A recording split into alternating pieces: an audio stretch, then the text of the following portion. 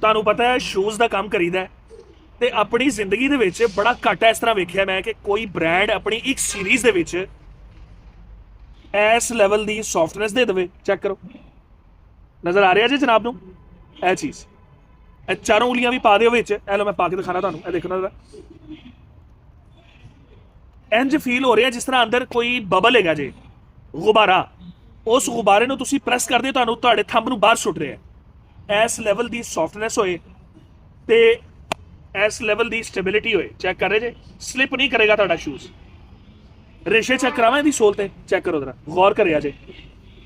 ਤੁਹਾਨੂੰ ਬਰੀਕ ਬਰੀਕ ਬਾਲ ਇੱਥੇ ਨਜ਼ਰ ਆ ਰਹੇ ਹੋਣਗੇ ਹਲਕੇ ਹਲਕੇ, ਚੈੱਕ ਕਰੋ।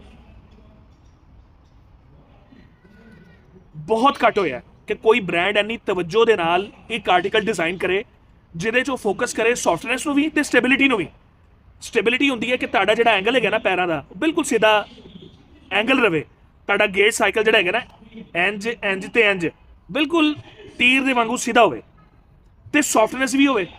ਮੁਸ਼ਕਿਲ ਹੁੰਦਾ ਜਾਂ ਅਗਰ ਹੁੰਦਾ ਤਾਂ ਫਿਰ ਬਹੁਤ ਐਕਸਪੈਂਸਿਵ ਆਰਟੀਕਲਸ ਹੁੰਦੇ ਨੇ, ਜਿਸ ਤਰ੍ਹਾਂ ਤੁਹਾਡੇ ਕੋਲ ਮਿਸਾਲ ਹੈਗੀ ਹੈ ਐਡੀਡਾਸ ਅਲਟਰਾ ਬੂਸਟ ਦੀ। ਹਾਈ ਐਕਸਪੈਂਸਿਵ ਆਰਟੀਕਲ ਹੈ, ਕਿਉਂ ਹੈ? ਸੌਫਟਨੈਸ ਵੀ ਹੈ, ਪਲਸ਼ ਵੀ ਹੈ ਤੇ ਸਟੇਬਿਲਿਟੀ ਵੀ ਹੈ। ਰੀਬॉक ਨੇ ਸਸਤੇ ਮਸਤੇ 'ਚ ਜਨਾਬ ਨੂੰ ਯਾਸ਼ੀ ਕਰਾਤੀ ਹੈ। ਹਾਂਜੀ, कलर स्कीम भी बहुत खूबसूरत, अट्रैक्टिव। जिम करना, रनिंग करनी है, वॉक करनी है, शुगर है, ऑर्थोपैडिक के मसाइल ने, आउटस्टैंडिंग चीज़ है।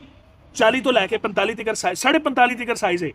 अगर तुसी नाइकी का 46 साइज पाते हो तो यदा 45.5 तुसी ऑर्डर करना है, समझे? Proper true to fit sizes ने। दूसरा कलर जनाब को दिखा रहे हैं, चेक करो, www.tbchwholesale.pk।